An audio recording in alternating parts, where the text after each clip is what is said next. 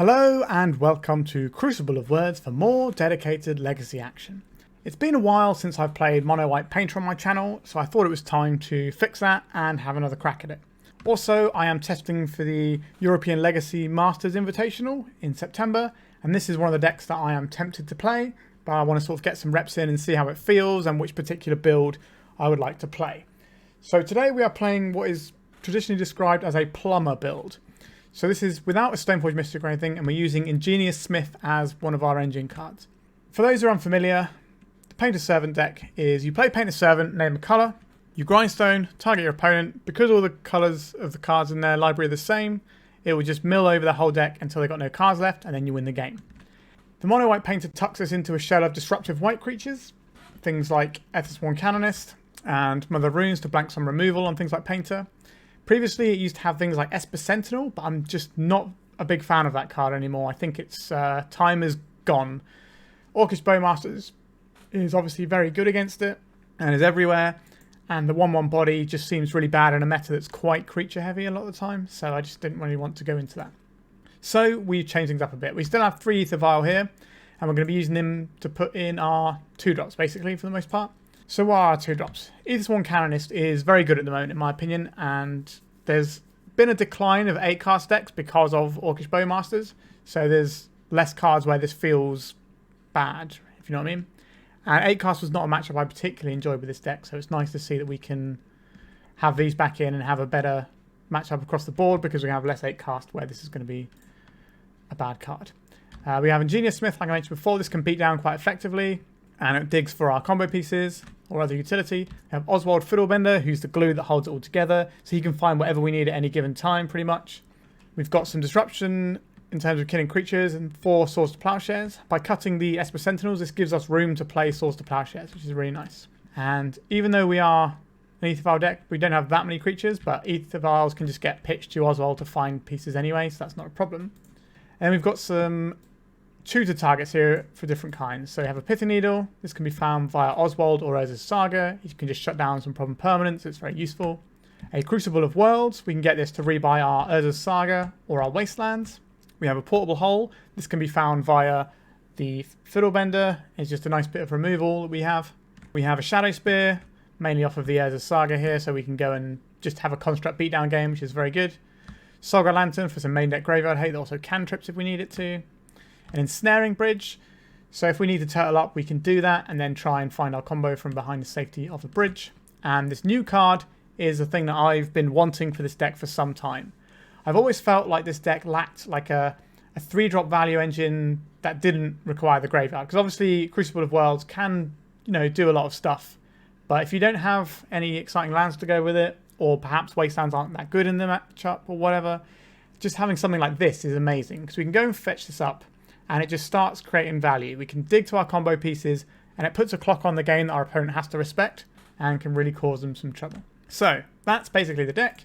Whole bunch of planes to make it easier to cast spells. This is a 23 land build where I have played 24 lands with Staff of the Storyteller before, just because the extra land isn't too much of a problem.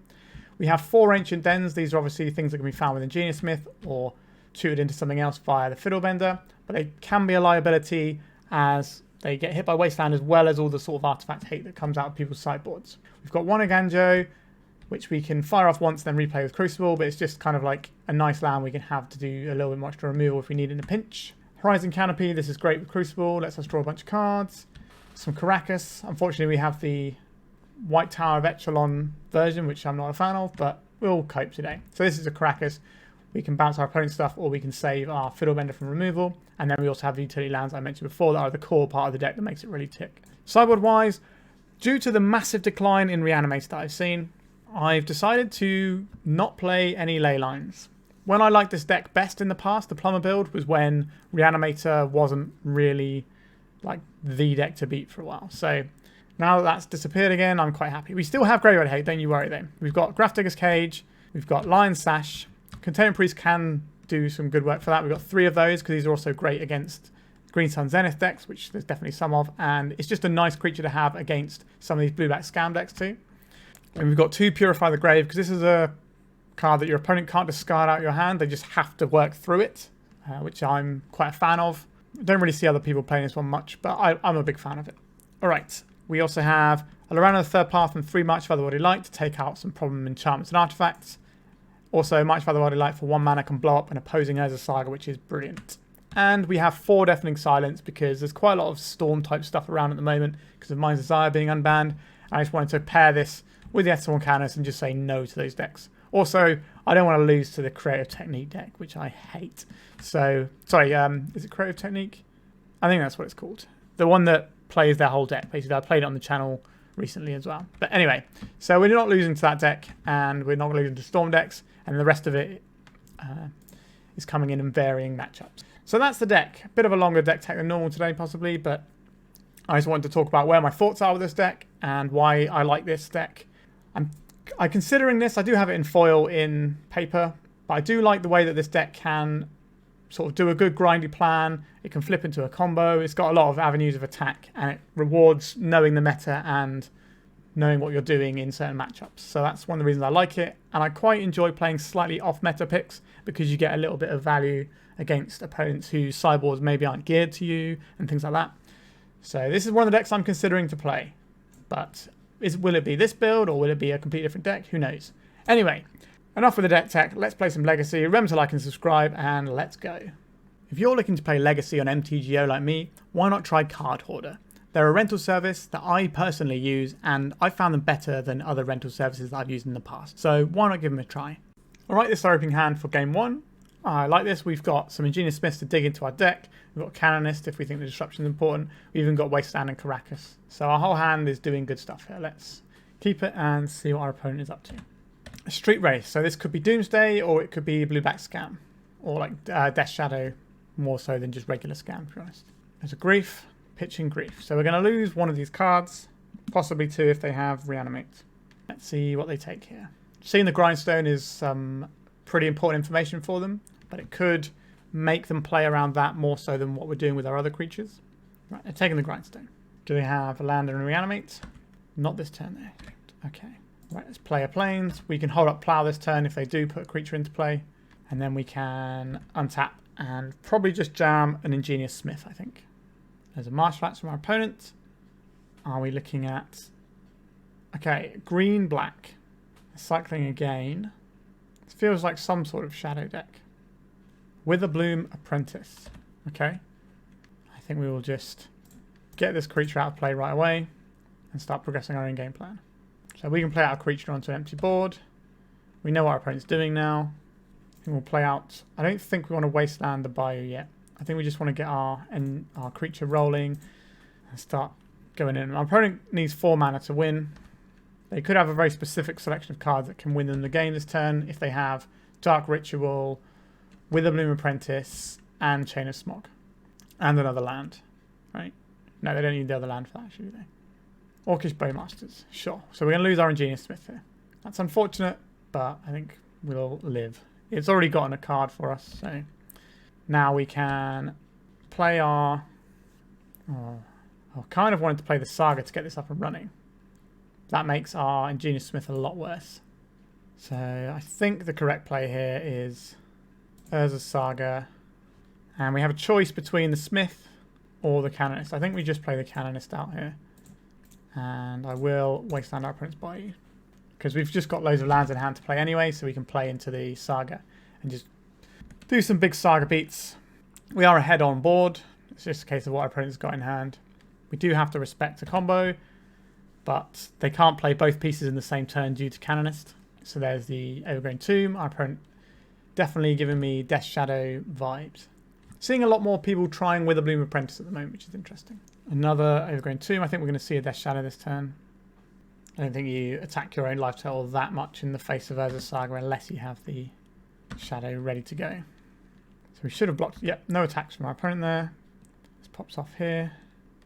We could just try and present a win next turn. Our opponent has no mana in play.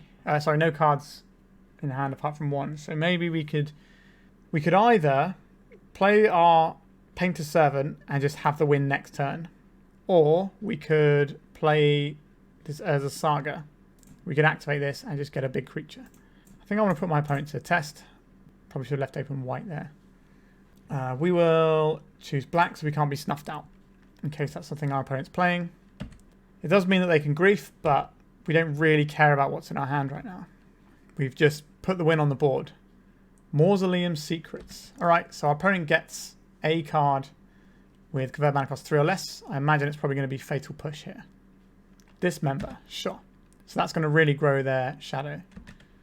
Just a good old-fashioned green-black beatdown deck. Kind of like playing the Rock, but with a combo built into it as well. It's pretty cool. Alright, this makes me think that our opponent has Orcish Bowmasters. We know they've got the Dismember. We'll save ourselves a little bit of damage here. Right, the Dismember's coming for us anyway. But this will force the Bowmasters now, if they want to save their Orc army or make it trade even. Yep, so there's the Bowmasters. So where's this ping going to go? They ping themselves to grow the shadow. Sure, so these will trade off, and then they've got a Dismember which will grow their shadow. When do they want to try and do this is the question. If we make a Saga token, we're not going to be able to Grindstone. We know they have a Dismember. I think we are making a Saga token now. There's a Dismember on our Painter's Servant. Yep. So now we have a choice here. Do we want something like a Shadowspear to try and mess with our opponent a little bit? Do we just want the Grindstone so we can try and get the win going? Something like a Retrofit's Foundry would be nice here, but we don't have one of those. If we play the Grindstone, we can't actually activate it and win the game in any sort of reasonable fashion right now. We could get Soulguide Lantern, use it as a cantrip to try and draw a Source of Plowshares. I think that's probably our best bet here. What are we going to get rid of here? Grief is harder to block, so we'll get rid of that. We'll play our White Tower. We'll keep these artifacts in hand in case we can get our Ingenious Smith going. Our Construct is going to die to either the Shadow or just happily eat a Bowmaster, depending on what we want to do here. Alright, we're not blocking this turn. We can block next turn. The maximum this can do is 13, so we can just take the 7 here. If our opponent's got another Dismember, we can certainly do some interesting things. So we have to make the decision of whether or not we want to try and cantrip to find the answer now or not. We will take 2 and then we'll get a 2-2. Is that good enough? Take 2. That means we're dead on board. I don't think we can do that now. Let's play ourselves an Ingenious Smith. What are you going to find us? An Ensnaring Bridge or a Shadowspear? Ensnaring Bridge is going to give us a lot of ability to turtle here, so I think we'll take that. Our opponent might struggle to answer it, so let's play this. I don't think we attack here. I think we just turtle up. And then next turn we can Ensnaring Bridge and hopefully find a way to win the game. Right, there's a polluted delta from our opponent. This is an interesting one. We could block with this. This guy's going to go into a 3-3 next turn and then 4-4 the turn after. I think we block with the Construct. We want to keep our life total high enough so that we don't die to Bowmaster pings, because we might need to draw some cards with this Soulguide Lantern. Because we're playing the Ensnaring Bridge, we don't need to play the Ancient Den, because we're going to get our 1 trigger for this. It's only once per turn. Alright. We have officially put the brakes on the game. Opponent's gone to 5. Troll of Khazad-dûm, that's fine. We get to exile this. Now, the one thing we do have to worry about is our opponent has shown us that they have a combo in their deck by playing Witherbloom Apprentice. So we can't turtle behind Ensnaring Bridge forever. I suspect they're not going to attack here. Ethersworn Canonist. Alright. That pumps this. And then we play our land. This means our opponent can't Witherbloom Apprentice combo in 1 turn.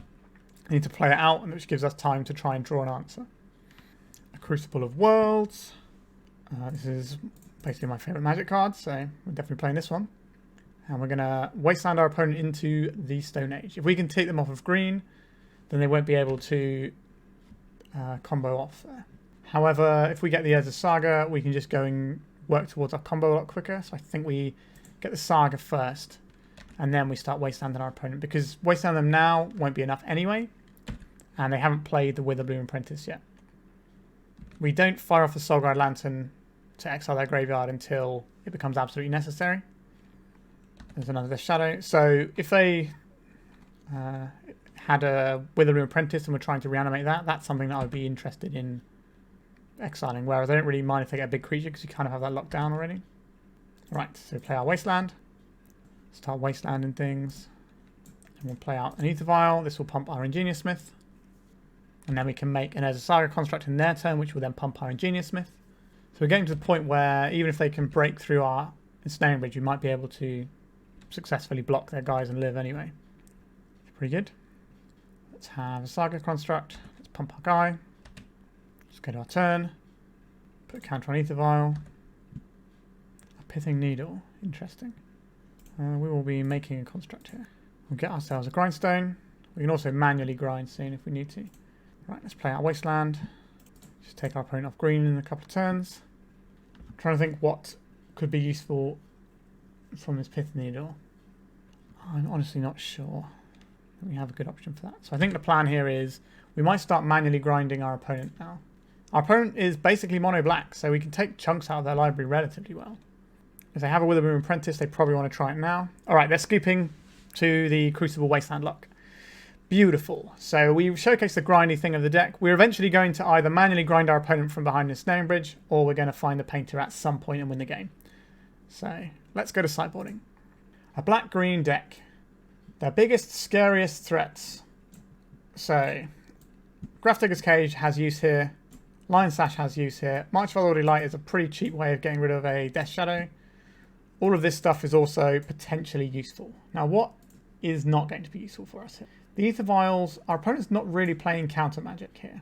And they haven't shown us mana disruption either, so I don't think we need these Aether Vials.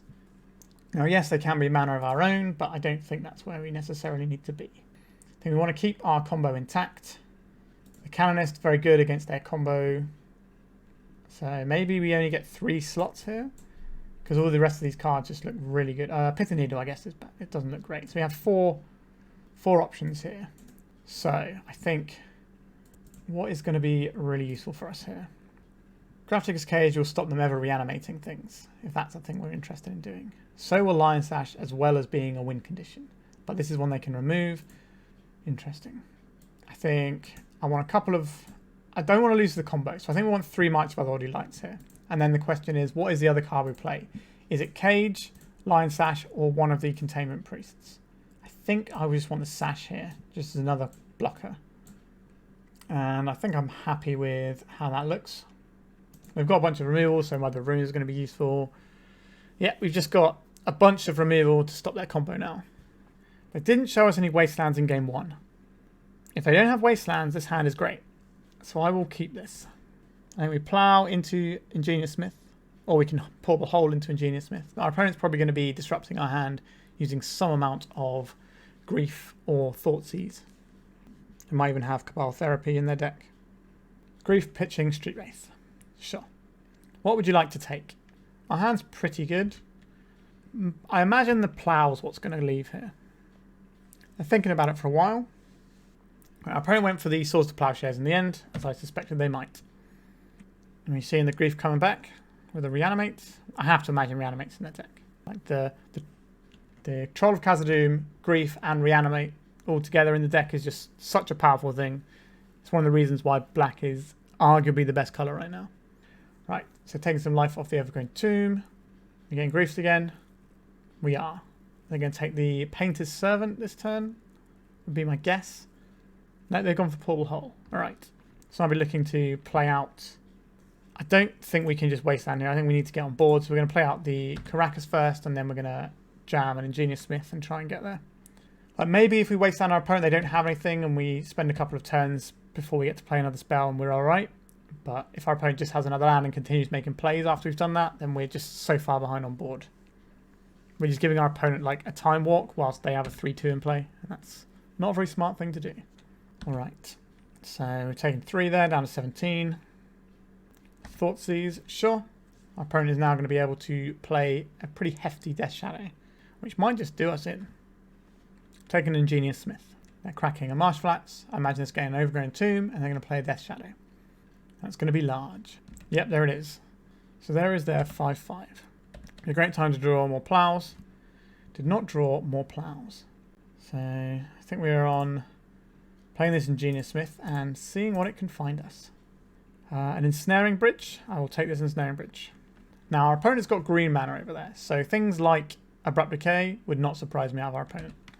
Or Assassin's Trophy. I think we will... okay, we're getting Thoughtseize. That changes what I want to do with our Ingenious Smith, I think. I don't think this is the turn we chump block. Let's take 10 this turn. So we take a turn off here of blocking. March of Otherworldly Light. That's a good draw. That's a nice one. So play this. Grows the Smith. We attack with the Smith. And our opponent will die in 2 hits. So if we play this Painter's Servant right now, we can't kill the Death Shadow. So we have to, unless we name white, and then we exile the Horizon Canopy to kill the Death Shadow. And then that gives us 3 damage. Any artifact off the top is lethal. I will take that plan. This will not grow the Ingenious Smith. So we could play it next turn to try and get a pump on the Ingenious Smith. Or we could play it right now and have the guaranteed 1 damage in play, as well as like an emergency bonus if something goes wrong. Our opponent might not even attack with Grief here. Might just be the Death Shadow coming in. Because obviously we have to do something about this Death Shadow. Our opponent has definitely smashed their own life total a great deal this game, which has certainly helped us out. Resolving March of Otherworldly Light on Magic Online is not the best. Alright, so we can take this 3. Any artifact off the top wins us the game, as long as they don't play a creature here. There's another Death Shadow. Collector Oof. That shuts off a bunch of our stuff. Another Wasteland. So we can Wasteland our opponent into the dirt if we want to, and stop them from casting any spells. I'd really liked an artifact here. But the problem with doing this is that our opponent has a creature in play, and we would only have 1 mana in play. So how important is it to just shred our opponent's mana completely? If they attack with the Grief, we double block, we lose 1 creature. Either creature it can beat their Oof in combat, so I think we do just put our opponent in the dirt with the lands. We can't attack this turn, we need to hold back to block the Grief. If they attack with both creatures, we just... maybe? I don't know. I think we still have to block the Grief. Not getting an artifact that turn was really annoying. I won't lie. Right, so they found a swamp.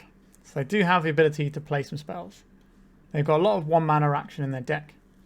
And we're probably going to draw a 2 mana spell now, because we've got rid of our 2 lands. That's how the world works sometimes. Let's see what they go for here. I think it's going to be a Grief attack. Oh, we're attacking with both. I think we do have to take the block on the Grief here. We could just block the Collector Roof and hope to draw an artifact and kill our opponent. But I think if we block here, we guarantee the Grief dying, and either creature that survives can block and live through the Oof. Alright, that's a card that we can't do anything with. But again, our opponent doesn't have green mana, so they have a land and a Bowmasters. It's going to be pretty bad for us. Okay, Troll of Khazad-dûm. They found another land. Are they going to get themselves a green source? I suspect they probably will. Like a bayou. No, just a basic swamp. Sure. They live in fear of Wasteland. I don't think they're attacking here. Right. We can kill this Collector Roof and attack our opponent for 1. I don't know if that's important enough to do, though. I think I'm going to hold back on this March of Otherworldly Light and try and use it as an instant speed trick. Another Swamp Cycling. Now they've got a bayou. Sure. Soul Guide Lantern. I don't think that's worth casting here. I think we're just passing a turn. Quite a fascinating game this has turned into. Mausoleum Secrets. Sure. So now they can tutor for something exciting. A Fatal Push. Okay. I want to Thoughtseize us do that. I think we're going to have to kill their guy in response. So we'll exile this. We're losing whatever the other card is. I would rather the Canonist be in the graveyard. I guess it doesn't matter. That gives them something they can reanimate, but they already have things they can reanimate. Sure, we'll exile. So our opponent's going to go to 2, and we're going to have a 1-3 in play. We know the other card in their hand is Fatal Push, so we're in a pretty good spot. That Thoughtseize is pretty good. Now they're just going to Fatal Push our guys, sure. So we have our mana unlocked. Our deck kind of hums at 2 mana, so we have that. Are we playing this Eiganjo? I don't think we are. If we draw another land, I'd rather have this Eiganjo in hand, considering we're on 2 life, and it kills a Grief, which is not the thing we can block. Alright, so they're going to go and find themselves a Death's Shadow here. And that's going to be very lethal. It's going to be an 11 power creature for 1 mana. Here it is. Yep. An Ancient Den. That's the game. Pretty close. We weren't far off. Anything we'd like to do differently with our deck? On the play, the possibility to Grafdigger's Cage is quite nice. just on the play versus the Lion Sash. So I think I will have that. Just have 2 ways to say no to that. Yeah, we can keep this. We've got Mother of Runes into good stuff. So here comes the Mother. So we can get Urza, Saga, Ingenious Smith, and then just start cranking out tokens. If our opponent goes for the Grindstone, we can obviously deal with that as well. But our opponent's kind of pressured to kill this Mother of Runes because the rest of their removal is just not going to work. But we don't know what's in their hand and how it's going to play out here. Right, Marsh Flats. Cracking the Marsh Flats. There's an Overgrown Tomb. We're getting Thoughtseize, sure. We're not getting double grief this turn, at least. Alright, they've taken that. Have they got a grief they want to follow up with? No. Okay. Oswald Fiddlebender. Yes, please. Let's get the man. The most powerful gnome in town. And that's protected from removal. And then we just start cranking out Saga tokens. And then we can tutor for whatever we need whenever we need it. We are in a quite commanding position right now. But it is very early doors. And our opponent's got some powerful plays available. But I think this turn is going to be a crucial turn. If they can't really do anything that's going to interact with our board in any meaningful way, or put something in play of their own, then I think we're in a really solid spot. We also have the tension of how much we attack our opponent for, and for the potential of turning on their Death Shadow. Right, we've got a grief pitching Aghanim's Awakening. So we're going to lose our Grindstone. But that's acceptable to me. So now our opponent is deciding how they're going to navigate this one. We're going to see a Chain of Smog targeting us. Interesting.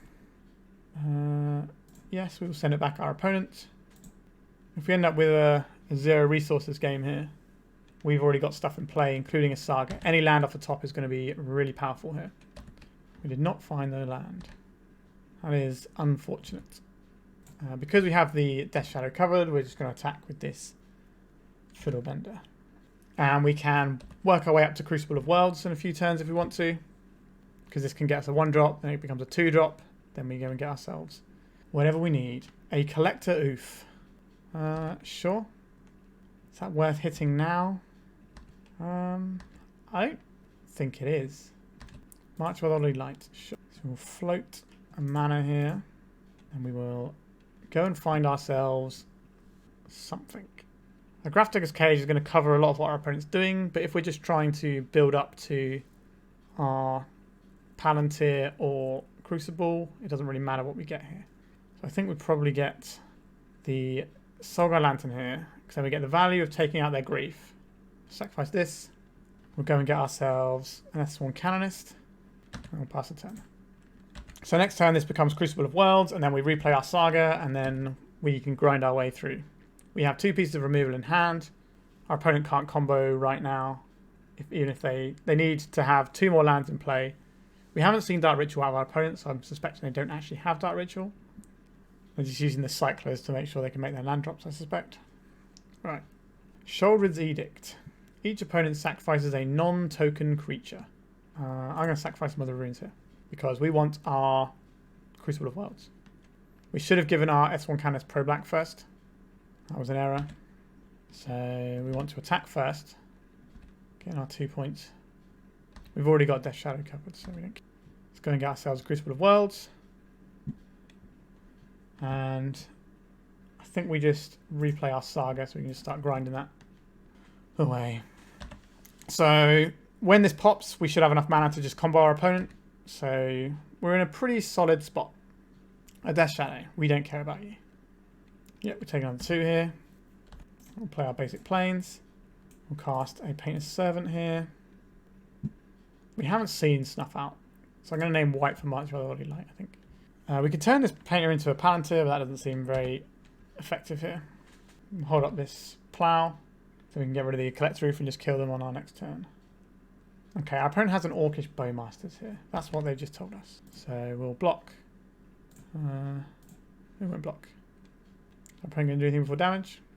No, we can prevent 2 damage right now by ploughing this.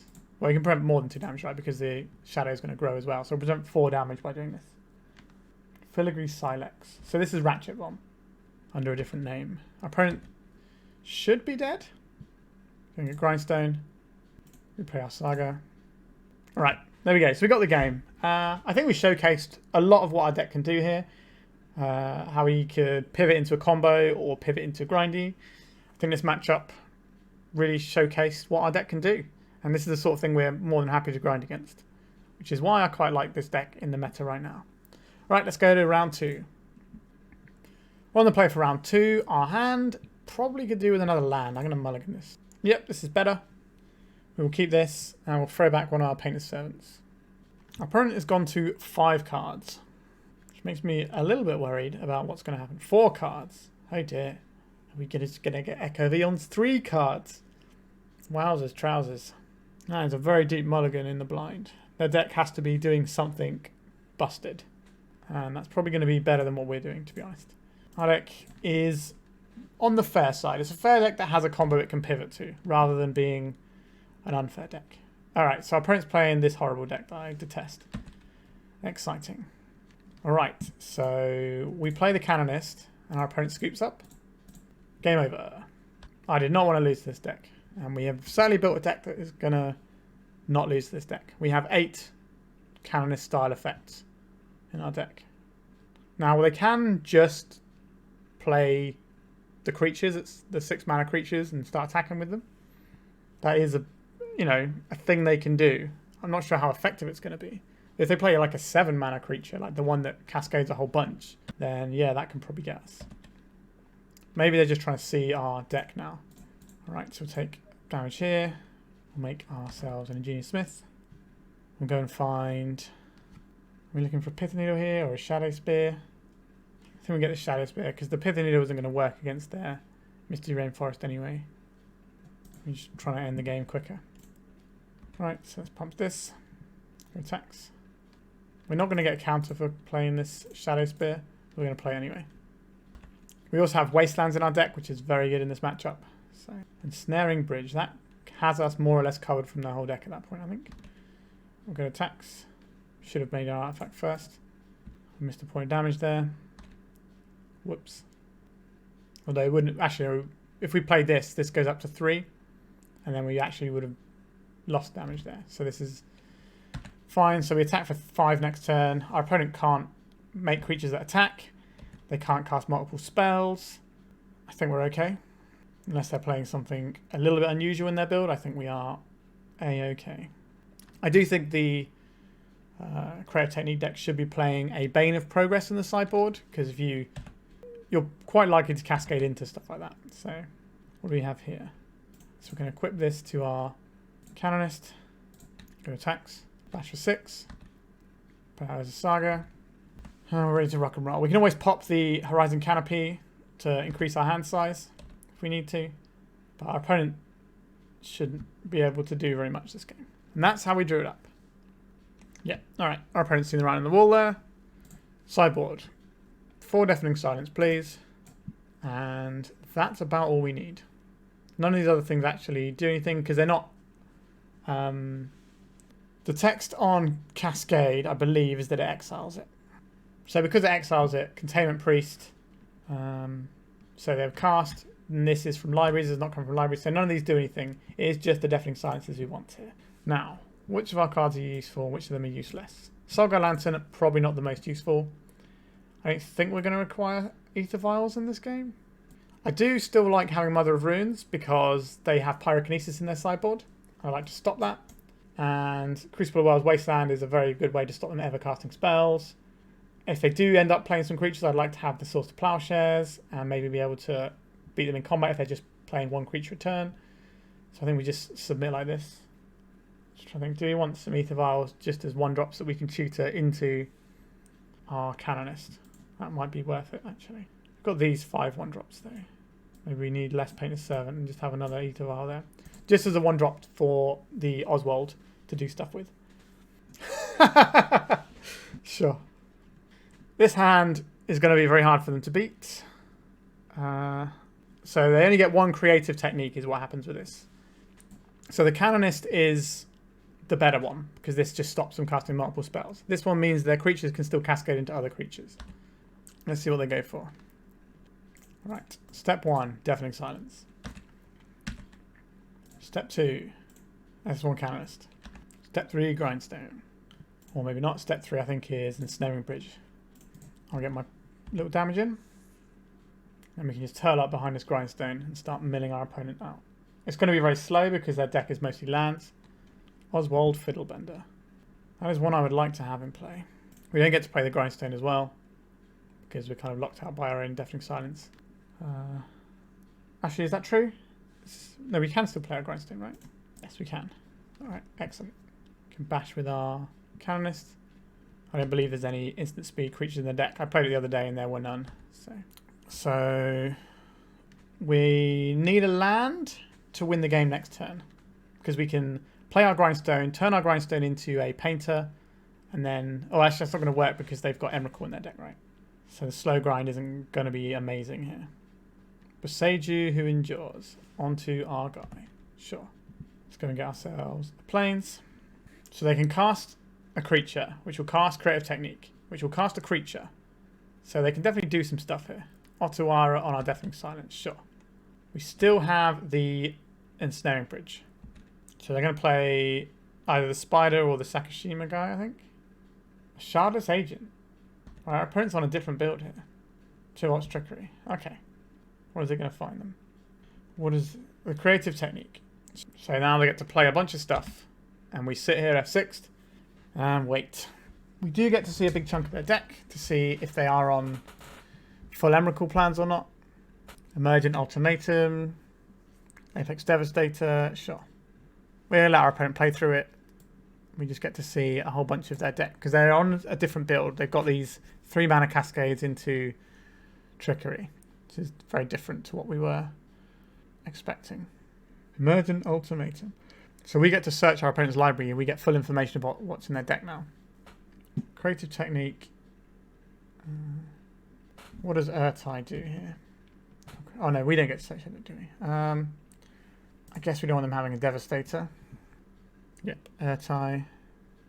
Sure. Still no Emrakul in there. Our opponent still has to get through our Ensnaring Bridge. They've taken our Oswald with the Etali. Okay. Am I seeing an Emrakul in here? I'm still not seeing an Emrakul, which is very surprising. Feels like you do want an Emrakul in there. Now, it could be in our opponent's hand. Right, more of this. 2 cards. What does this do? Exile top 8 cards of your library, put land on the turn. So we choose this one to go back in and get the Devastator again. At this point, it feels like we've seen the whole deck. Sure, Maelstrom Wanderer, doing some more cascading, of course. There's no Emrakul that I can see. They're not going to have the mana to bounce the Ensnaring Bridge this turn either. So we're still live for drawing a land and winning the game. Alright. So they can put a land into play this turn off of the Augury. So if that gives them like a soul land, do they actually have proper soul lands in this deck? I don't think so.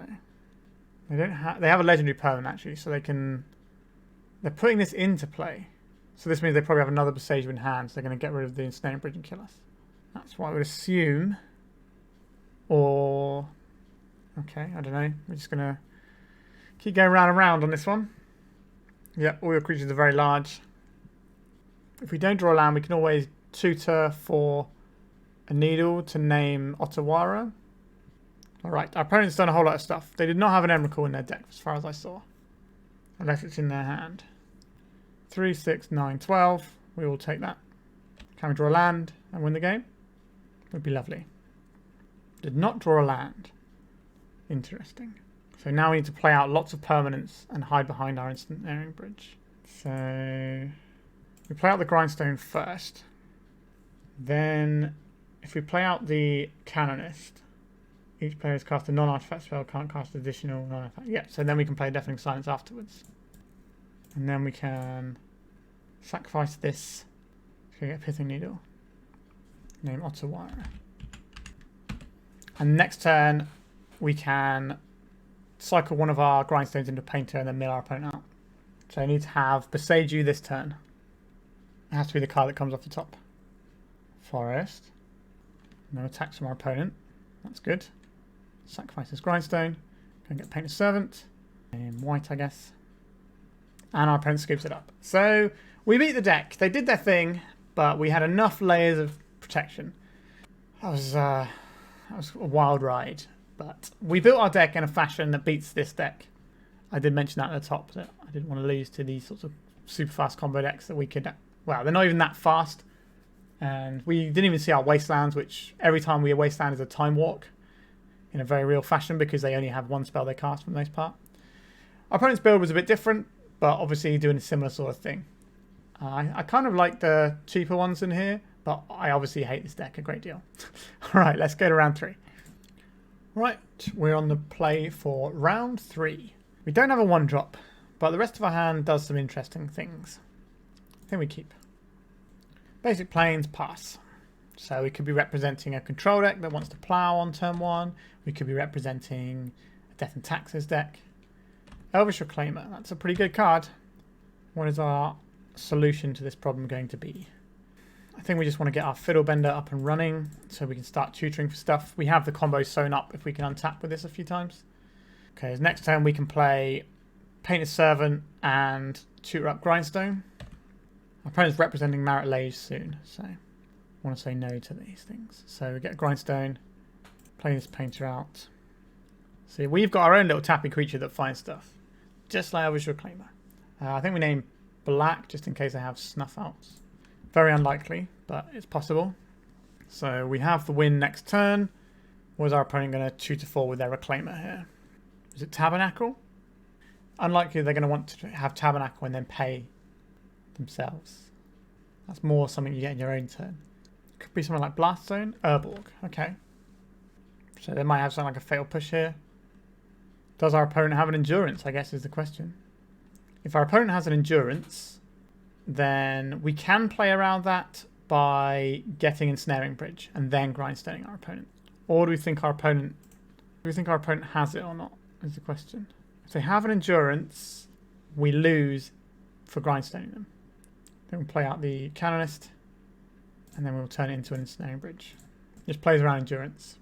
Maybe that's too cautious. Alright. I wonder if they had the Endurance or not. We'll never know. But we won the line we did, and it was a safe one, and I'm pretty happy with that play. Sideboarding. So, let's have a look. March of the Light kills Marit Lage. I'll take that. Cards in graveyards and libraries can't enter the battlefield. I don't think that's what we want here. We didn't see a lot, but we saw the Urborg and we saw Reclaimers. It kind of feels like a middling slow depths kind of build, which means something like Lion Sash might be quite useful here. Our own Crucible will certainly be helpful to keep the riffraff down. I don't think this is an Aether Vial matchup again. We'll probably do still want the Mother of Runes. Canonist isn't that great in this matchup, so we'll trim one of those. We could also trim a Fiddlebender to stop Karakas, because it gets stopped by Karakas. But Canonist does so little, and the upside of having a Fiddlebender in play is so high.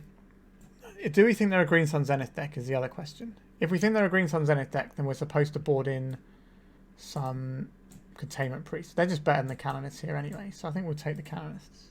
The Containment Priests, sorry, not Canonists. Do you want a Grafdigger's Cage? That's tough. That's a tough choice. I guess we can trim one Grindstone because we usually be tuning for it anyway. Sure. We'll play as if they are a Green Sun Zenith deck. And we'll find out. It stops them from getting a Dryad Arbor, I guess. What does our hand do? Our hand just goldfishes. Guess that's fine. Right, with one more land and we kill on turn 3. You can get Thought Seized here. Elvish Reclaimer, sure. I would rather shut down the Elvish Reclaimer here. Alright, goodbye Elvish Reclaimer.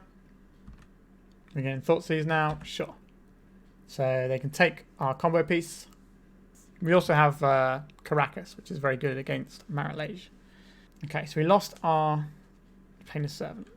We've got 3 more in the deck now. It's not the end of the world. The Bayou, a Duress. Okay, so we're losing the Grindstone, so we lost both halves of our combo.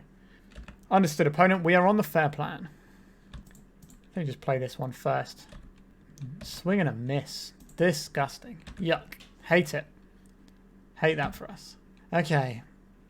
This is where they Green Sun Zenith something out. I feel really bad for not playing the Priest. But the things I was thinking they might be a deck with Night of the Reliquary in, but now I'm thinking they might just be a straight up green-black deck. That's what we're looking at here. casting another Spirit Guide. The beatdown plan is in full effect. They know we have a Containment Priest. I think I just want to play a Mother of Runes out this turn, and then another Mother of Runes. I think that's the plan here. And then we have their fair plan completely covered because Mother of Runes just dictates how combat's going to go. Alright, we have an answer for this. And we will take the 2 here. Another Mother of Runes. I guess we pass here. And then we can flash in the Containment Priest if we want to. The old slow removing of the ice counters. We've all been there. Me probably more than most. An Urborg, sure. So now flash this in. I don't think they are a Greenstone's anything now. Sure, I think we go to... Do we go to attacks here? I don't think so. We'll play out this Wasteland though. And I guess another Mother of Runes. I'm not expecting our opponents to have Plague Engineer, but if they do, this is kind of miserable for us. Sure, you can keep removing counters from that. We don't need to fire off our Wasteland yet. But I've not seen these sorts of decks with Plague Engineers in much. Alright. So we're getting rid of our March of Otherworldly Light, are we? Let's just snap this off them. If they can make a Marit and fling at us this turn, then that's going to be very upsetting. Or if they can get rid of our Karakas, they're in a reasonable spot then. Alright. And crop rotating. Feels like they're crop rotating here. Yep. So they can make a 2020. Oh no, they just got a Wasteland for the White Tower. Sure. Alright, our opponent's certainly navigating their way through this. Basic Plains. It's not the one we want. We do need to start attacking. I think we will attack with this. If they block, we will give it protection. They did not block. We have lots of protection to give. The Mother Runes can just sit in front of the Spirit Guide. What is this? Removing an ice counter, sure. 1 card in our opponent's hand. Play Shadowspear, which is going to pump our Ingenious Smith. And then we get to attack with 2 2/2s. If they block either of them, it'll get protection from the... Sure. Bit more damage. We don't want to just fire off this Wasteland while our opponent's got a card in hand and can do some shenanigans. So they crop rotate into something else, then we might just be setting ourselves up for failure. There's a Karakas. Over to us. March of Otherworldly Light. That's a nice one to have. Then we just attack and hold up the March. It's kind of obvious what we're doing, but I think just holding up March and Wasteland is going to be the best way to win this game. Right, another little smashy to their face. Next turn we can possibly go for a kill. We'll see. Sure, you can remove 2 counters from your Dark Depths taken. Now is this the turn where we Wasteland? I think it is. We have no mana up there to turn it into anything else. They've got 1 card in hand. We have the other answer in our hand as well. So they have another Dark Depths. Not unsurprising. Card we're not going to cast here. If we attack with everything, that is 2, 4, 5, 6, 7. So they block this, they take 2, 3, 4, 5, and then they're dead on the next turn. If we attack with these, they're dead on the next turn anyway. So it's kind of the same deal either way. And now we're just holding up our March of Otherworldly Light, ready to exile poor little Marit. There's a Thespian stage. Understood. So, step 1. This creature gets protection from black. This creature gets protection from black. And we go attacks. And then we swing, even if they make a 20/20, even if we can't kill it for some reason, they give it protection, our creatures still have the ability to go through. So we're cruising 3-0. Sadly took a fellow Dark Depths enthusiast out, but our deck's feeling pretty sweet. Let's go to round 4. Our opening hand for round 4 doesn't look great to me. Triple Painter is not where we want to be. I think we're going to mulligan this. This hand is better, but it does have some vulnerabilities I'm not a big fan of. One of these cards has got to go back. Is it the Painter, and we'll just work to that later? Or is it the... we do have the combo here. We just need more mana. Maybe it's the Canonist that goes. We'll lead out with the Karakas into Mother of Runes. That seems like a solid beginning. This will protect all of our creatures along the way. We just need some more mana and our opponent not to kill us. And then we can win the game. Or disrupt our hand. A Karakas. Okay, so we're not playing Fiddlebender. They're ploughing our guy straight off. Sure. I think we play the Smith out here. Because if we get Wasteland, we can then play the Vial next turn. With our opponent a counter-spelly deck. Right, here's Ingenious Smith. They might have just been reading this, to be fair. Grindstone and Portable Hole. I will take a Grindstone, and that will give us the combo when we have enough mana. So if we draw a land, we can assemble the combo next turn and kill them the turn after. Mystic Sanctuary, they are a blue deck. Okay, so we're going to be playing our Aether Vial here. Urza Saga is a very nice one. Let's drop the Aether Vial first and see if our opponent likes that. This will mean that our Painted Servant will be uncounterable when the time comes. Force of Will. So we'll play out this Urza Saga. And we need to play out an artifact. Do we want to play out a creature artifact or a non-creature artifact? I think I'm going to play out the Painter here. Because we want to pump our Ingenious Smith to get an attack in this turn. We don't want to name blue because that'll help our opponent out. I don't think white helps our opponent out. It doesn't really help us out either. If we name... it could be Esper, I suppose. So maybe we'll name this. It's unlikely they have snuff outs, but we're just getting plowed. Plowing our Painter, sure. We are trying to play the fair game now. Our opponent's dedicated some resources to stopping things that aren't Urza Saga. So they shuffle their library off the Ponder. We love to see it. Another Ponder following up with. Let's see what this one reveals for them. They shuffle their library again. They're obviously looking for something.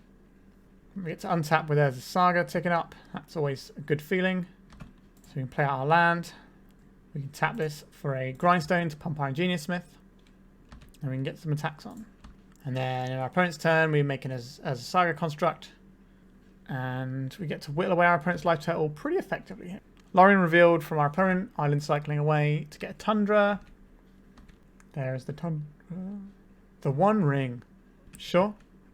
We can go get a Pithing Needle off our Urza Saga, and that's going to jam our opponent up a little bit. And they're going to have a clock burning down they're going to have to deal with themselves. Now, they have Prismatic Ending in their deck.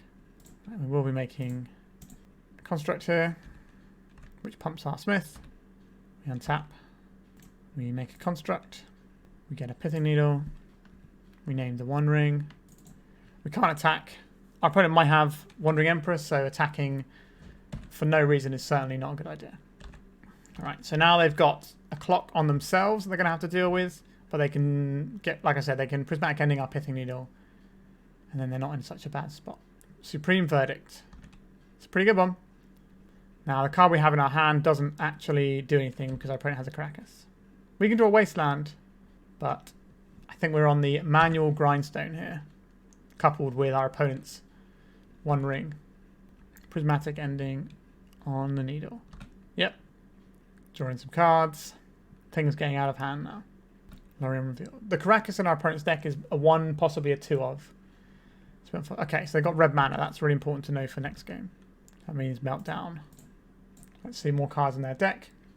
And maybe mill them out. There's a Saga. It's a very nice draw. It's our opponent's turn. Deceiver Exarch. Our opponent is on some cool stuff over there. For sure. What are they going to tap down? They're going to untap their ring. That makes a lot of sense. This is an idea that I've had to build at some point, but haven't really got round to throwing it together yet. There's a Brainstorm. So we now got this sort of cat and mouse game between what I do with my Grindstone, because they've brainstormed. Right, they're cracking the fetch, so it doesn't matter. Opponent doesn't have that many turns to win the game. Tapping of the One Ring. 10 cards. A Ponder. We will give them more life by hitting their Deceiver Exarch, but not a lot. Enough that they can not tap their ring and get 1 extra turn out of the game. Here it comes. Oh, it's a fairy, you say. Let's get rid of this Deceiver Exarch. They can bounce our Grindstone, they can bounce our Urza Saga. They can bounce their own ring, that's also pretty good. That stops the rot of their life total. We're still on the Grindstone plan here. Prismatic Ending, sure. Let's Grindstone our opponent one more time. Not seen a Splinter Twin yet. Can our Urza Saga do enough this game? Our opponent doesn't have that many cards left in their deck. Painter's Servant. That's certainly an interesting one. Is it worth saying no to our Saga for? Like, it is just game if our opponent doesn't have an answer for this Painter. What's the chance of our opponent having an answer for it? Incredibly high. And if we draw another land, we can play the Saga and Grindstone anyway. So I think we're just going to make a Saga to construct. Because we'll have 5 mana if we draw a land. That's 2 mana, 3 to activate, because we don't have to pay to cast the Grindstone if it comes off the Saga. Sure. There's a Ponder. Our opponent can play at instant speed pretty much, so not unlikely to see anything from them right now. Let's get a Grindstone. Let's play out our guy. Attack our opponent here. A Supreme Verdict in response. Let's try and grindstone our opponent. I imagine they got a kill spell for our painter here. Yeah, there it is. So only get 2 cards out of them. Lots of lands. 4 Theolingus is probably like lethal. Almost 2, 4, 6, 8, 10, 12. 2-turn clock with 4 Theolingus if that's what they have. Haven't seen any so far. And it does feel like they might be on the Splinter Twin combo plan instead. We're on the manual grinding now. We'll play out our land and we will pass a turn. We could play Oswald Fiddlebender to tap down our opponent's land, but then what are they doing then? They'll just know one of our cards if we do that. Guess we need to grind in our opponent's upkeep. There's a Splinter Twin we've ground off the top. Doesn't mean our opponent doesn't have one in their hand, eh? There's a Splinter Twin. Alright. That is the game. Interesting. Interesting deck. So, what would I like for this matchup? Don't really have much in the way of exciting tools, do we? Much rather we like can do some stuff. And creatures with flash are interesting against a control deck. And things that are threats are also interesting. Now, Lion Sash probably has a little bit of stuff because we've seen them, the Mystic Sanctuary, but that's not a lot. Loran of the Third Path is something we could possibly Aether Vial in, but it doesn't look spectacular. So these are things I'm somewhat interested in. I think Crucible of Worlds looks good here. Ensnaring Bridge looks bad. Oswald looks a little bit bad here, so at least trim one of those. Pithing Needle does seem good here. Shadowspear doesn't really seem necessary. It's not really about that. Saga Lantern is fine. The Plows we do need because our opponent is a combo deck. So, which 3 cards are the best things for us to bring in here? Is it just threats in the form of Containment Priest, or is it answers in the form of the March of Otherworldly Light? The March can get rid of rings, it can get rid of a whole bunch of stuff. Kind of tempted by that one. Portable Hole doesn't look good here. We can get rid of that and have a Sash, because we can put this on a creature, then when they wrath, the Sash remains. And would we like to get rid of a Fiddlebender in favour of... I don't think so. Like, if they don't have the Karakas, it's so strong. The Canonist is nice here, though. They can't cantrip into answers. I think this is what we're going with. Turn 1, Aether Vial. Into another Aether Vial. We just saw no Wastelands from our opponent, so I'm going to keep this. Alright, we're in with an Aether Vial. We can get a second one on the go next turn as well. It might just have a prismatic ending. No ending, sure. There's a counter on our Vial. A Grindstone. Not the one we wanted, really. Let's go for another Aether Vial.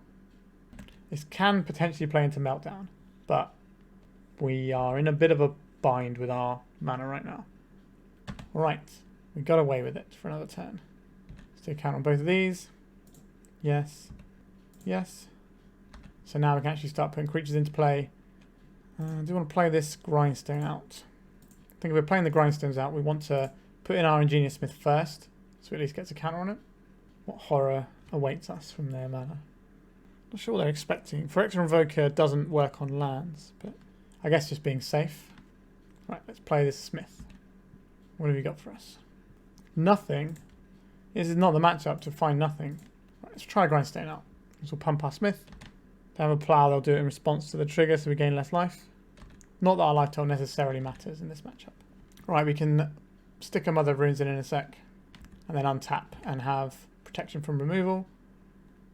I'd like to get this Palantír down, but... the Karakas again. The bane of my existence. Brotherhood's End. That is pretty much game over.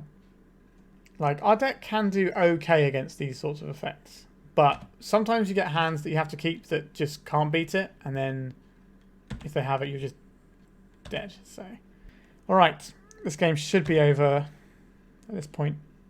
We're so far behind. Like, if they play a ring here as well, we're just absolutely in the dirt. A Narset, that's not as bad. A Dress Down. Alrighty. Painted Servant we can't cast. Carry on opponents. I think our winning streak in this league is going to end. But that's okay. We're losing something pretty sweet, so I don't mind that. The One Ring, sure. Opponent should have this game sewn up. Another card we can't cast. We could attack the Narset there, but then our Mother of Runes almost certainly dies, and I don't think that's worth it because we didn't really draw extra cards in our deck. Right, there's a Flooded Strand. What next? It's Fairy Time Raveler. They're just going to bounce our remaining permanents. That doesn't seem like a thing they want to do when we can just get protection. But they've got their own way of stopping the ring now in play, so they're not going to lose to that. A Plains. We got there. We found a land.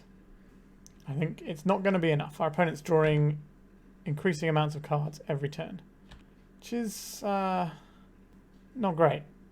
So your Exarch. They might be able to kill us next turn anyway. We can hope. Just put us out of our misery, opponent. Yep, that's the game over. I'm just going to ask our opponent for their deck list, because I would like to play their deck on my channel at some point, because it looks pretty cool. Right, that's the end of that one. Welcome to the final round. Our opponent is a Yorion deck.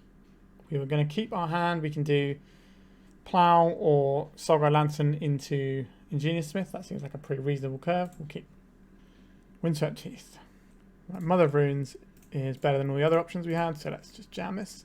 They could Plow it now, because they've got the mana open, but if they don't, we get to do all of our creatures with a bit of protection. And they plowed our creature, sure. Fair enough. Goodbye, Mother of Runes. That's one less plow on our other spells. I think I want to get this Ingenious Smith going. Try and find something. Aether Vial, I guess.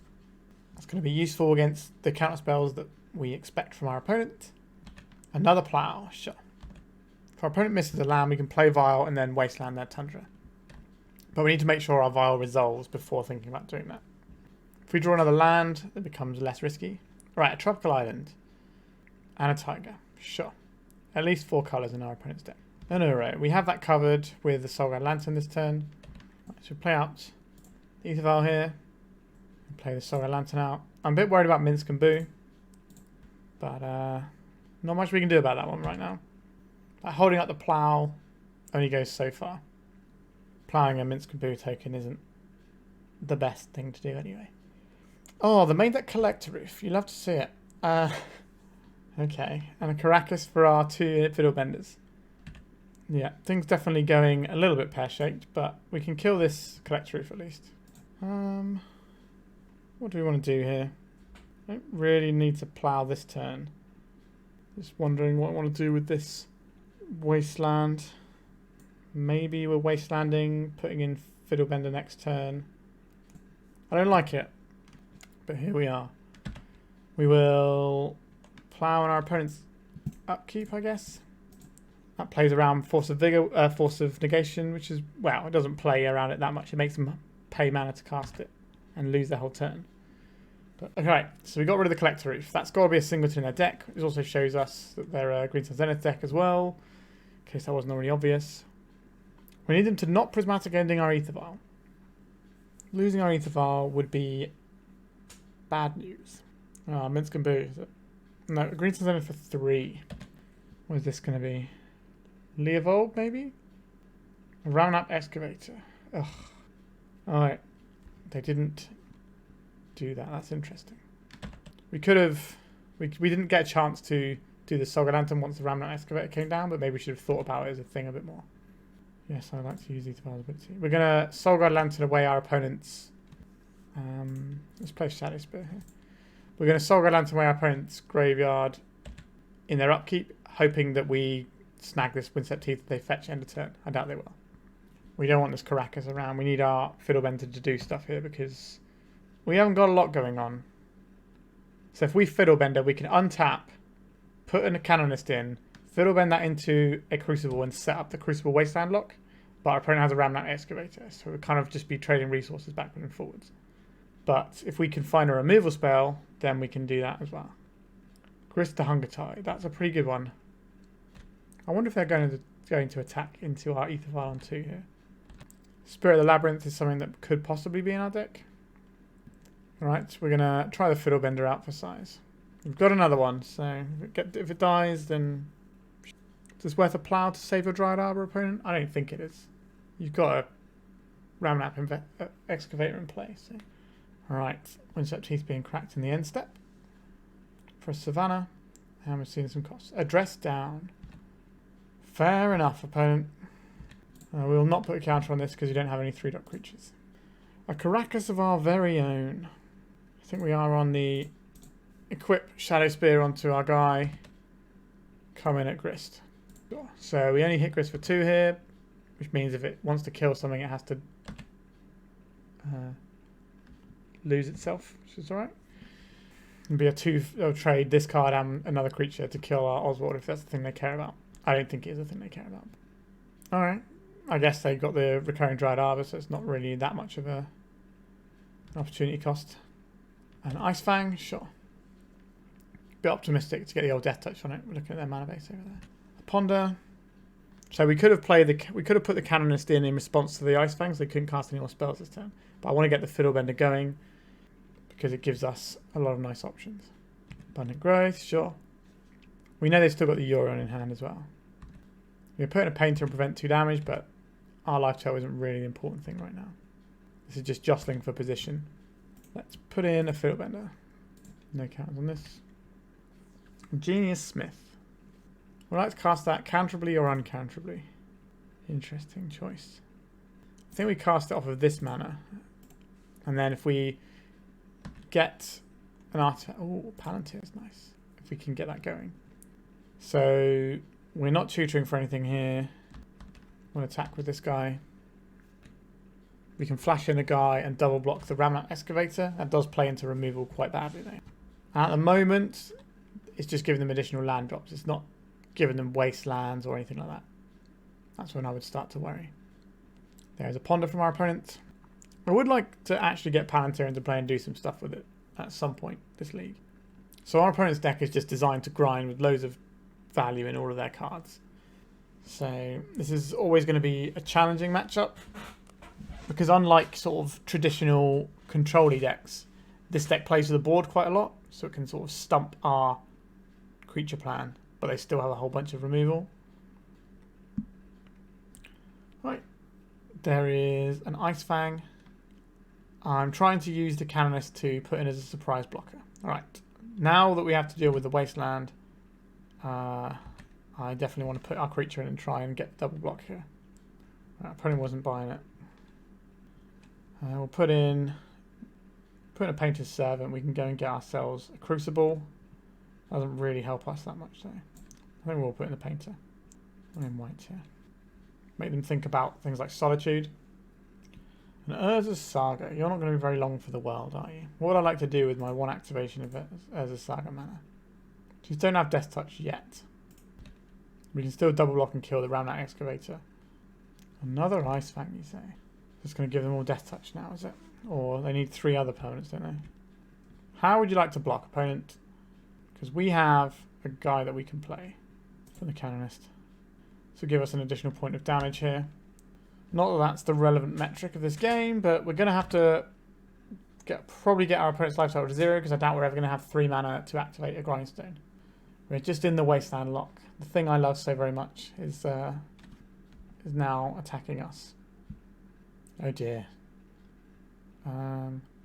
Sure, Greenstone for 4. Is this going to be like Questing Beast? It's the usual 4 that Mavericky style decks play. I don't know if our opponent's going to have that or not. Omnath. Yeah, that's a good one too. And a Wasteland from the graveyard. And a Wasteland of my Urza Saga. Could do with some basic lands. Some 1/1s that we can't block. We will not put any counters on Aether Vial. A Wasteland of our very own. What does that actually achieve for us? Who knows? Right. I think we attack with our Ingenious Smith. They want to block with the Omnath. We can grow it and kill it. I don't even think they'd want to trade here, so they're just going to let this go through, I imagine. This thing gains loads of life and all sorts. Let's grow our Ingenious Smith. Get a nice, healthy bit of life going. We'll play a Wasteland. This is an interesting one. If they Wasteland us, then we get to Wasteland something of theirs. Now that slows them down a tiny bit. But it's not really real. So they have a Yorion in hand. We can't Wasteland them off of it because they can just play another land. But we can at least Wasteland a... The fact they haven't hit our Wasteland now is really, really important to us. Because that means if we draw a land, we can drop this Palantír maybe. But they're going to draw a lot of cards this turn. They're going to draw 4 extra cards if they cast a Yori on here. And that's going to be real bad news for us, as you probably guessed. There's the Yorion. Do your blinkings. I think they should have attacked for 3 first. They missed 3 points of damage here. I know I've said that this isn't about damage, but they do have to win the game at some point. Yep, that's a lot of triggers. So we could have made a play earlier where we wastelanded their Abundant Growth land before the Uro could blink the Abundant Growth. But I think it's more important for us to try and get this Palantír down, because that's the sort of thing that can actually win the game. Because it really does mount up the damage that this can put out. Now, we don't have the highest CMC cards in our deck, so it's not going to be super scary. But it's certainly going to do some work. We did not draw it. Okay, that's a disaster. Really did that land there. Let's play this out. So this pumps our Smith, and we get to remove something. Nothing exciting, unfortunately. But so we have a 6/6 lifelink guy. They can double block with Yorion and Omnath, and we take 1 out, and then where are we? Nowhere good. So I think we have to just take a hit this turn. Alright. Our clocks are kind of similar, but it should take our opponent more clicks to win the game than us. Plow on our Canonist, sure. So we can always Oswald for an Ensnaring Bridge if you know that's a thing we think we need. But we've got a little bit of life to work with, so we may as well take it. Yep, you can have some manas. Not a Wasteland. So they've given us another chance to draw a land for Palantír. Now they probably have Force of Will in their hand at this point. But alright, an Uro as well? Sure. The more the merrier. If we don't draw a land, then we're going to get the Ensnaring Bridge. This is the turn where we draw Ensnaring Bridge, I believe. Alright. Scavenging Ooze. That certainly does stuff. Yeah. Sky creatures coming in. No to Aether Vial. Okay, we didn't draw the thing. So we're just sacrificing our Painted Servant here. Go and get Ensnaring Bridge. Now, if this Palantír was in our deck, and we could have got that before, then we'd have been in a much better spot. But that's sadly not the spot we're in. Okay. We don't have a 0-drop to go and find a Grindstone with either, which is a little bit awkward. But this will slow our opponent's roll down in terms of how much damage they can deal, which will hopefully let us grind a bit of their time off the clock. This is where the difference between paper and Magic Online is really felt, because I probably would have scooped this game, you know, quite a while ago if we were playing on paper. Like, this game is still winnable for us, but it's just going to be a really horrible uphill slog, and our opponent's got all the resources in the world. But here I can shave some time off their clock, and it doesn't cost me to try and play for this extra possibility of winning. We could have wastelanded something there, but I was just pressing to go through time-wise. Okay. We need to draw some basic planes. We've got plenty in the deck. Yep. Taking 3 a turn. A Canonist. We can go and get a Crucible of Worlds. That's not the worst. For the Canonist. Grows our Smith. Oswald. Turns a Canonist into a sad, sad Crucible of Worlds. We'll play our Wasteland. And we'll carry on. We don't really want to wasteland our opponent when they have a Leovold in play. But is our opponent just going to keep playing Wastelands and wastelanding our Wasteland? Maybe. I don't think they want us to get to 3 mana. And they can just remove all of our things at some point, because they have the Scavenging Ooze. So I think we are on F6ing turns here. We're not going to have many cards to get back with this Crucible. So I played the Wasteland. I imagine this is going to go after our Wasteland now. We're not going to target their things and give them a draw with Leovold. Yeah. So now they've removed all the lands we have with our Crucible, so we just have this blank piece of cardboard sat on our side of the board now. Our opponent's got a very slow way of winning this game, and there is a very small chance that we can win this game. This is probably going to be bad news for us, though. What are we going to find? An Endurance? Just an Uro. Okay, they're digging for something. Probably Prismatic Ending. Just gives them a bunch of mana. They can cast some nonsense or other. Do not need to counter on this. Not a basic plains, but now it's the Plowshare, the Swords to Plowshares that we kind of wanted before. Do we have a good 2-drop that we want here? Just more Canonists and Painters, isn't it? That's not the one, is it? I think we just pass a turn and we can smash in this Ethersworn Canonist. Sure. We're not attacking. We don't have any cool 4-drops to find. When our opponent casts a spell, we will put the Canonist in. Right, this is our opponent's only spell for the turn. I don't think we're casting Plow here. We can reduce the clock by 1. 3, 6, 9, 12, 13, 14, 15. Are we doing this? Makes them draw an extra card, but sure. We're just buying ourselves some more time, grinding more of our opponent's clock. Our opponent's on cleanup. No to Aether Vial. We've drawn a Grindstone. I'm going to play this Grindstone. And then F6 our turn. High cast Force of Will. Force of Negation, sure. It's funny that the 5-colour 80-card deck is the one that's putting us in the Wasteland lock. Whereas we're a mono-coloured deck with a Wasteland lock and we just can't catch a break. Feel we need some more tools to punish these greedy decks. But maybe I'm in a minority there. It's time to break out good old Anathemancer. It's not really going to matter when our opponent's got 43 life, but yep, you carry on. You keep doing your thing. Show us what your answer is, because it'll also be useful to know what answer our opponent has. I assume it could be something like Outland Liberator and they're just trying to find a Green Sun. But I'm pretty sure they Green Sun for Leovold earlier, which means they can't have an answer. It's got to just be a Prismatic Ending. Back to us.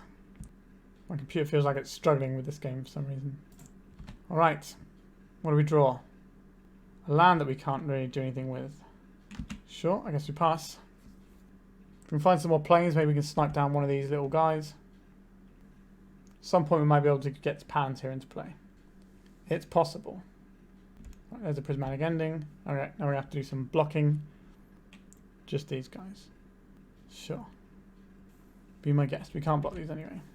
Not put a counter on the Aether Vial. Should be a button you can click to just never have to do that again.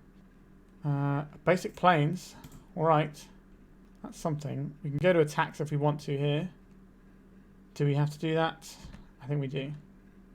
So we can cast a Palantír next turn. No, that's going to make a difference. That ship has sailed. That's just our opponent got to kill us. We're just going to... I guess the way of punishing these decks is by making them play it out, right? It's the actual punish of Magic Online for these really greedy, many land, many colour decks. Do another Prismatic. How much stuff is coming in at us? Right, our opponent has just under 9 minutes to win another game.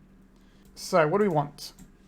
Things that are good against Green Sun Zenith, like these, seem quite useful to me. Am I into March of Otherworldly like just a bit of removal?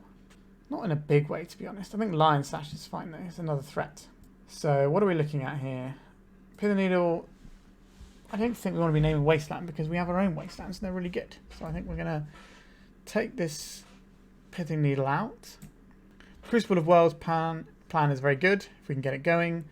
The Canonist is okay in this matchup, not incredible. I think we'll trim a Fiddlebender, trim a Grindstone, trim a Painter, and trim a Canonist. And submit like this. I don't think there's a matchup where we can reliably just march for the body light and kill their guys. I think that's going to work for us. We cannot keep this hand. We can keep this hand. Oh, is this Palantir's time to shine? One of these cards got to go back. I guess we get rid of the second Mother. Basic land. Mother of Runes. Pass the turn. Flooded Strand from our opponent. Flagging it straight away. We're seeing a Prismatic Ending. Nope, we're seeing a Ponder. You carry on, opponent. A Containment Priest. We'll pass a turn and we'll play this on our opponent's turn. Hopefully catching out a Green Sun Zenith would be wonderful. Unlikely, but it's an option we have. I think we were supposed to play Eiganjo rather than Ancient Den, but Eiganjo is better for stalling later if that's the thing that happens. So, let's cast a threat. My opponent was F6 there. Right, let's go to attacks. Canopy. Can I have a Palantír, please? Ice Fang in response. Oh wow, we have a Palantír going. Excellent. Quite like both of these cards, but I think we'll put this on the bottom and this on the top. Sure. They mill and take 2 from that. We can't just F6 the turns because we have a Mother of Runes, but we've got enough minutes ahead of our opponent that we should be okay. Palantír is going to be pretty big news, I would imagine. This. Are we attacking here? Are we playing this Eiganjo? I think we play out the Eiganjo. And we attack with our Containment Priest here. If flash in an Ice Fang, it will have Death Touch. An Endurance, you say? It's a pretty good one. Targeting us? Sure. I would like to give our creature protection from green. Just going to get the bash on. We'll jam down. Paint a Servant. And then white. We'll end the turn. We'll do our Palantír. Put this on the bottom of our library. Put this on the top. We're getting bonus cards. We're not getting bonus cards. Nissa. What does this do? It's about feeling your control the second time. Okay. This finds them the thingamajig. The Omnath for next turn. Sure, you can brainstorm. In response to this, we'll do this. Just so they don't have the choice of getting a Dryad Arbor. It's also another creature that we can block with, which isn't the worst. No green zeniths for you. So this will search their library for an elemental. They'll get Omnath. Sure. Collector Roof. Sure. That shuts off our Ancient Den, which is annoying, but I'll live. We've also lost quite a few of our resources in terms of the plows. I think we'll put the Crucible on top and then the Ingenious Smith. They mill these, they're going to take loads of damage. They gave us the card. Alright, so we're in bonus card town. So this gives them an extra mana, so they can play an Omnath here. There's the Omnath. I knew it was coming. This is their spell for the turn. So we get some really good blocks if they block attack with other stuff. Short attacking with just the one. Correct. Crucible of Worlds. Didn't actually want this one. We were hoping they would mill it, to be perfectly honest. Let's get this on the go. We're going to find us Ancient Den. I don't mind the Saga Lantern here though. We can let them put Uro in the graveyard and try and get. I think we just end the turn and do some more Palantír goodness. Okay, we've got a plow now. And endurance. Sure. Are you going to shuffle these plows into our deck? I don't think you are. Well, they don't shuffle in, they go on the bottom. But we have ways of shuffling our libraries. 5 minutes for our opponent to win this game. Certainly possible to win the game in that amount of time looking at the board. They're just playing out some big beefcakes. Now we have to decide. I think we have to kill the Collector Roof here. They can't counterspell that because we have a Canonist in play, even if they had a Force. Alright, so they're the one with Wastelands again. We have the Crucible though, so we can deploy that and start getting rid of our Eiganjo. Interesting. The Mother of Runes makes combat really awkward for our opponent. Putting Urza into hand, that's going to draw them a lot of cards. They're going to peck away with one, I think. Yeah. A Grindstone. That's a good card, isn't it? Let's play Grindstone out. We can play this Soul Guide Lantern now. Take out our opponent's Wasteland. We don't really want any part of that. And then we go to our end step. So I'm targeting them with my Palantír, is it? I don't think we want either of these. We can't draw extra cards because of the Leovold. Alright, we won the game. Our opponent has 4 minutes and 34 seconds to win game 3. I like how we sideboarded here. Do we want to just play the really slowing the game down build and just play more removal and just hope that we can grind our opponent out that way? That seems a bit of a miserable way to play the game, but maybe that's what we need to do. Trim a couple of these, and Portable Hole is okay. Ingenious Smith is pretty good still. I guess we're not going to be in a Crucible of Worlds game, are we? That's quite a grindy one. Although, that can just stop our opponent from ever being able to deploy things in a greater fashion. Maybe we trim an Ingenious... Oh, we don't really want to trim the Smith. Maybe it's the Canonist that goes, or one of the Fiddlebenders. And we're just trying to stop our opponent from winning the game in any meaningful amount of time. What does our opening hand do? We keep this. It's got Vial. It's got a Canonist. That's going to slow our opponent's roll down quite a lot. Alright, Birds of Paradise, sure. Are we bolting the bird or are we playing Vial? I think we're playing Vial. And if we bolt what comes out of the bird, that might prove better. They can play a Leovold this turn. A Ponder, sure. Scavenging is sure. That's a creature. Put this on the stack. So yes to this. Portable Hole, that's a real card, isn't it? So we can play this one out. Let's play the Portable Hole out. Get rid of this Scavenging Ooze. It's a threat. We don't like threats. Let's play out a Grindstone. If we draw Painter, we can kill them next turn. Ponder from our opponent. We're going to deploy the Canonist next turn. That's going to stop them from being able to draw, to like ponder into plays. There's a Tropical Island. And a 1/1. Sure. I can live with that. Saga Lantern, sure. It's fine. We'll play this out. When our opponent goes to make a spell, we will vial in the Canonist. So this will be the only spell that they get this turn. We'll yield until our opponent's end step. And then we will make our construct token. Our opponent's representing endurance here. So we can't really attack into this. Now we can attack into it though. No to the trigger here. Otherworldly Light is quite a useful one. And we're just making a construct here. Give our opponent something to try and beat. We're getting dressed down. We'll put this in now so it gets bigger from our construct. Coming in. Gets Palantír in our hand. Get construct. This will make our guy bigger. We can go tutor for Grafdigger's Cage. It's probably what we want here. Just stop our opponent from doing stuff. Swing in with a 7/7. Right, they're ploughing our Canonist so they can get multiple spells in on the next turn. Sure, there's an endurance. I don't think they're blocking here. There's a brainstorm from our opponent. We can now just turtle up with removal spells. Just plough the endurance unless they play something scarier, which feels like what they're about to do. A Grist. Sure, Grist is good. Are they going to kill our construct? No, they're not. Okay. Say no to Aether Vial. We have a Canonist. That definitely annoys our opponent. Are we just doing removal here? We probably need to make the decision quicker than we're doing. So let's play this Saga Lantern out to pump our Ingenious Smith. We will exile the Unset Teeth, it doesn't really matter. Then we will plough the Endurance. We will attack. All at Grist. Sure, you can have that guy. Sure, I get some Death Touch blocks in there. And the Brainstorm from our opponent. We should have activated our Vial, but I'm just clicking through really quickly. I hope that doesn't cost us. Canonist. In you come. Grab that guy. They make a 1/1. They can't cast another spell this turn. Oh, they can put that in their hand. Sure. Say no to this. What do we have? An Ingenious Smith. Alright, let's stick this in right now. Finds us something useful.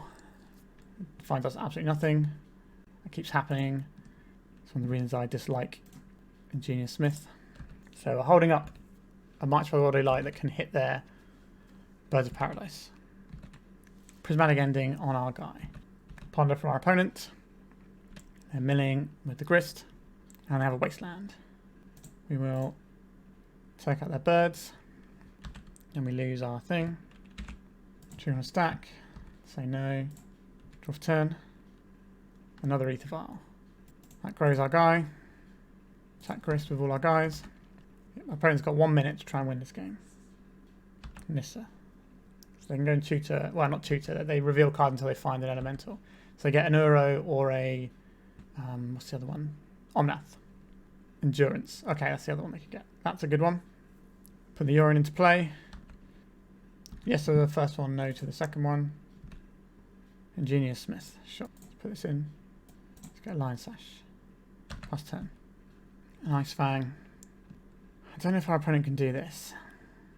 Meltdown, X is 3. Right. Would I rather draw a card here? At the cost of 1 life or exile the graveyard? I think I'll draw a card.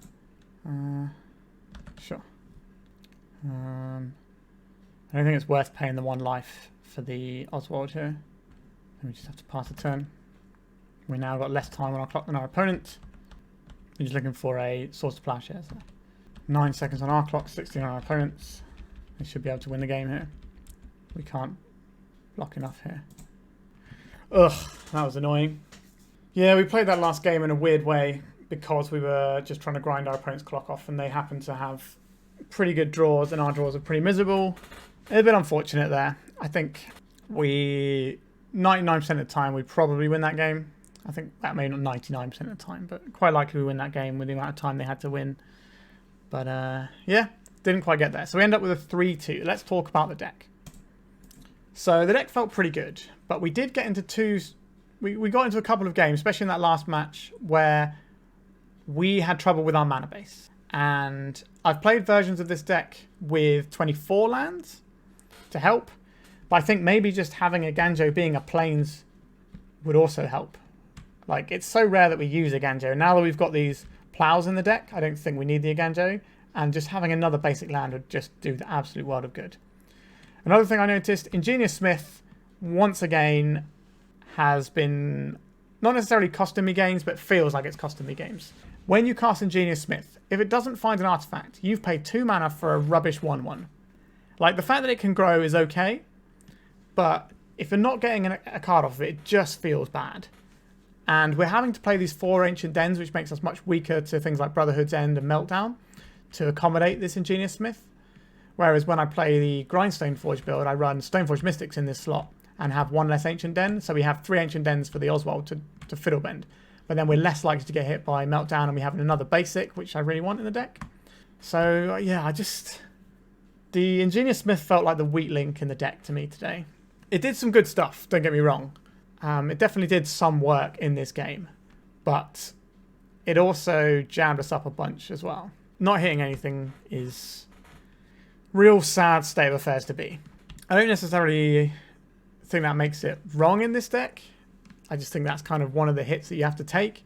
But on the course of a big tournament, so I'm practicing for the European Legacy Masters, in like a big 7-round with a cut to top 8 tournament or whatever, this is definitely going to fail to hit some number of times. Statistically speaking, you're going to fail to hit off the Ingenious Smith some number of times. And if that's going to be the thing that costs you a game, then that's going to be a big deal. And if you maybe have multiple times in the same match where it doesn't hit, that's probably costing you an entire match. So I'm not a big lover of the Ingenious Smith. I think the fact that we have to play the 4 Ancient Dens for it means that we are weaker to things like Meltdown and stuff than we would otherwise be. Because we can play around Meltdown really well with things like Stoneforge, because they can't melt down 7 or 5 drops. And you can just have a Stoneforge Mystic that wins a game on its own. And a Stoneforge Mystic is way more likely to win a game on its own than an Ingenious Smith. But it's the ability to dig and find any artifact that is really worth it. But is it worth it if we're not hitting as many artifacts? So how many have we got? 4, 5, 6, 7, 8, 9, 10, 11, 12, 13, 14, 15, 16, 17, 18, 25. We got 25 hits. So that's almost half of our deck. So statistically, we should be hitting most of the time. But sometimes it doesn't. And quite often I've been finding you find one thing. So it finds you a card, but it's not necessarily what you're looking for. It just feels... Yeah, well, we're going to try the Grindstone Forge build out soon again and see how that feels. See if I want to play the Grindstone Forge build with the Stoneforge Mystics in here, that we can just sort of like jam up people nicely. We also don't need Ensnaring Bridge if we're playing Stoneforge Mystic, although Ensnaring Bridge was pretty good today. Certainly bought us a few extra lives here and there. But that's probably that's what I'm testing next, the Grindstone Forge. This deck is okay. It's still within the ones I'm looking at playing, but I think if I were to play this in Bologna for the ELM, I would cut the Eiganjo for Plains. I think that would be step 1. And maybe run this back again and see if there's any other changes I want to make. The sideboard seemed more or less fine. I feel like we kind of need something for these like big Yorion grindy control decks. Our deck's very good against control decks that don't commit to the board, because we can sort of jam them up a bit. But any control deck that commits to the board, like all the Bant decks that can do that now with things like Endurance, Minsk and Boo, some of them even have Green Sun Zenith packages, or like the Yorion deck we played against, those decks just feel like they're going to have us on toast repeatedly, because most of the guys they play have card advantage, and theirs is not situational like Ingenious Smith. And they have all the good removal to back it up with. So they're just bigger than we are. And we're not fast enough always to go underneath them.